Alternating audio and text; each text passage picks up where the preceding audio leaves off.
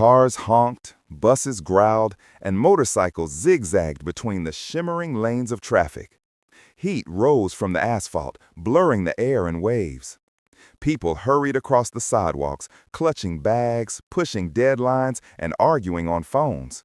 No one had time for anything, especially kindness.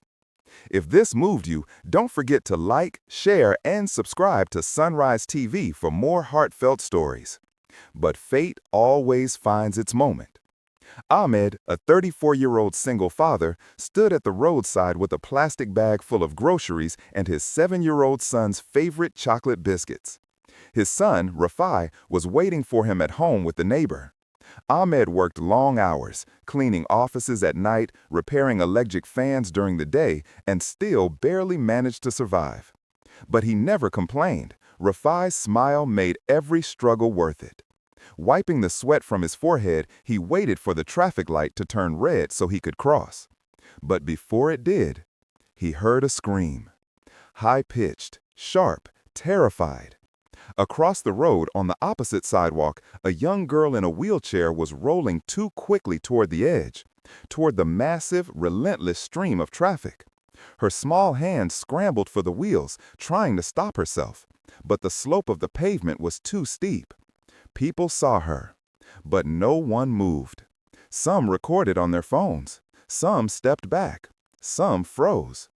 Only one man responded, the man who had already survived heartbreak, poverty, loneliness, the man who knew what loss looked like. Ahmed dropped his bag.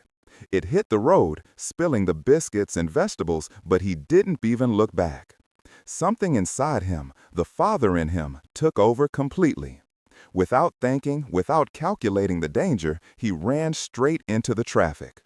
A bus horn blasted. A motorcycle screeched. A car swerved, its tires screaming against the road. But Ahmed kept running. His heart pounded in his ears. The hot wind slapped his face. His feet flew faster than they ever had. He didn't see the vehicles. He only saw her. The little girl. Terrified, crying, rolling closer to death with every passing second. Just as her wheelchair slipped off the curb and the front wheels dipped into the road, Ahmed lunged forward.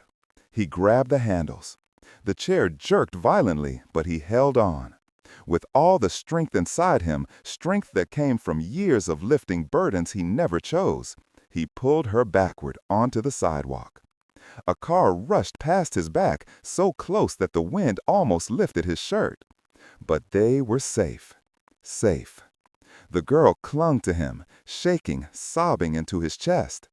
It's okay, Beti," he whispered, breathless. You're safe now." The crowd surrounded them slowly, like a delayed wave finally reaching the shore. People murmured, some stared, some finally put their phones away. But far away, much farther than the crowd, on the other side of the road, someone else was watching. A woman, frozen, hand on her mouth, eyes full of tears. Her grocery bags had slipped from her fingers without her knowing. Apples rolled onto the pavement, but she didn't notice. Her legs refused to move. Her heart refused to beat normally. She had seen the whole thing. That girl, that wheelchair, that near-death moment. It was her daughter, her only child, her entire world. Zoya had taken just 3 steps into the pharmacy to buy her daughter's medicine. Just 3 steps. She normally locked the wheels. She always locked the wheels. But in her rush, her tiredness, her stress, she forgot. And those 3 steps almost cost her everything. She watched as the man, this stranger, risked his life for her daughter without even thinking. He could have died. He could have been hit, but he didn't stop. Tears blurred her vision. When she finally found the strength to walk toward them, her knees trembled. Her hands shook. Her breath broke. "Anaya," she whispered. The little girl turned and reached for her mother. "Mama, he saved me." And then Zoya saw his face, truly saw him. She recognized something in his eyes, a familiar exhaustion, a familiar loneliness, a familiar strength shaped by suffering. Thank you. I don't have words, she whispered, her voice breaking. You could have died. Ahmed shook his head softly. She's a child, he said simply. A child deserves saving, every time. People around them nodded, but their hearts were still lodged in their throats. As Zoya bent down to check her daughter, the girl tugged Ahmed's sleeve.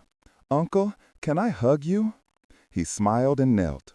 She wrapped her tiny arms around his neck with the kind of trust only pure souls have. But the twist, the real twist, came next. Uncle, she whispered, my mama said, good people are rare, but she was wrong. They're real. You're real. Zoya's tears fell freely. Ahmed swallowed the lump in his throat. And then she said the words that stopped him completely. Sir, your son, Rafai, right? He froze. How do you know my son's name? Zoya smiled, a soft, emotional, trembling smile. My daughter, your son, they sit together in school. They're seat partners. His breath caught. Everything suddenly made sense. Why she looked familiar, why Anaya did too. Rafai had talked about his new friend who used a wheelchair, the girl who always shared her crayons, the girl who made him laugh. Zoya looked at him with a mixture of disbelief and gratitude too deep to express. You saved not just any child, she whispered. You saved my child, the child who sits beside your child every day. The weight of that truth hung between them like a miracle. Ahmed blinked rapidly, overwhelmed. The world around them quieted, the traffic noise fading, as if even the city wanted to honor this moment. Zoya touched his hand gently. If there is anything I can ever do for you, my home, my help, my heart, everything is open to you and your son. You saved my world today. Ahmed lowered his eyes, humbled. I only did what any father would do, he murmured. No, she said firmly. Not everyone would have done what you did, but you did, and I will never forget it.